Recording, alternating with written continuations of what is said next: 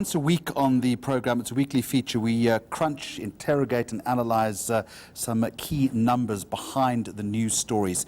And I'm with Africa Check senior researcher Kate Wilkinson.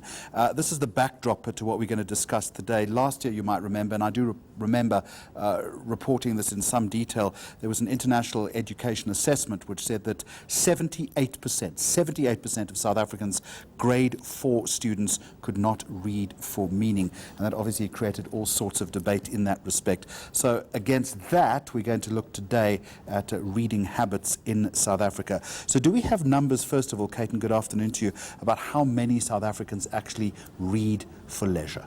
So, unfortunately, there hasn't been an enormous amount of research undertaken on this issue, but in 2016, the South African Book Development Council did undertake a study, and they looked at the reading habits of South Africans, and in particular, they started off by looking at what you mentioned, leisure reading. Because for most people, you will do some form of reading at work. It might be a lot, it might be a little, but what the council actually wanted to know is how many people make time in their free time when they're at leisure to actually read.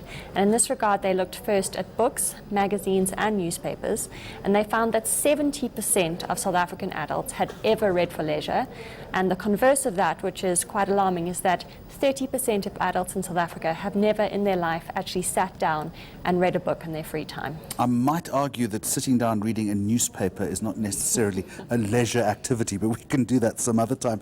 Do you then segmentally break this down by group? So yes, so there were certain demographics and groups where we saw quite low levels of reading for leisure.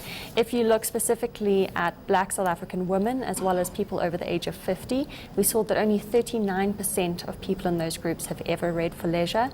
At the lowest end of the scale, we have people who have only completed primary school education, and just 19% of that group report having read for leisure. Kate, it also takes a bit of effort to read, and I think I speak from personal experience. Sometimes when you get home, you've had a tough day at work, it is easier just to throw yourself down in front of the television or to listen to the radio than actually picking up a book and engaging. And again, you also look at those popular leisure activities. Where then does reading come into that? So yes, there is a lot of competition for our free time, but it's actually quite pleasing to see that reading still features quite highly. It doesn't take the top spot. That goes to listening to the radio, where almost 80% of South Africans reported doing so in the last month. Often a primary source of news. Absolutely. Followed by that, we have watching TV or watching DVDs, then shopping. In fourth place, we have socializing at home, and then reading comes in fifth place, where 43% of South African adults reported reading in the previous month before the survey. An ancillary debate to that could also be the price of books and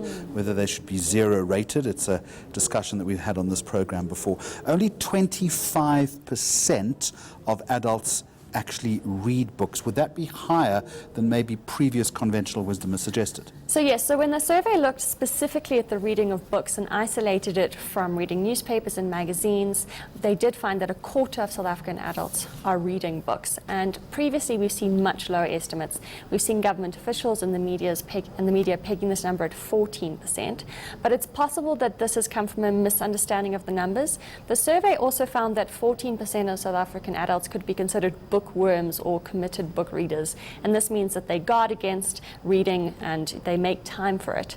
But as it stands, 25% of our adult population is actually sitting down with a book and reading it. And what about having books at home? So you walk in through the front door and you see bookshelves. Has any work been done on that? Absolutely. So there are concerns about the low levels of book reading and book reading culture in South Africa, but we need to understand it in the context as well as access to books and the environment that people go home to.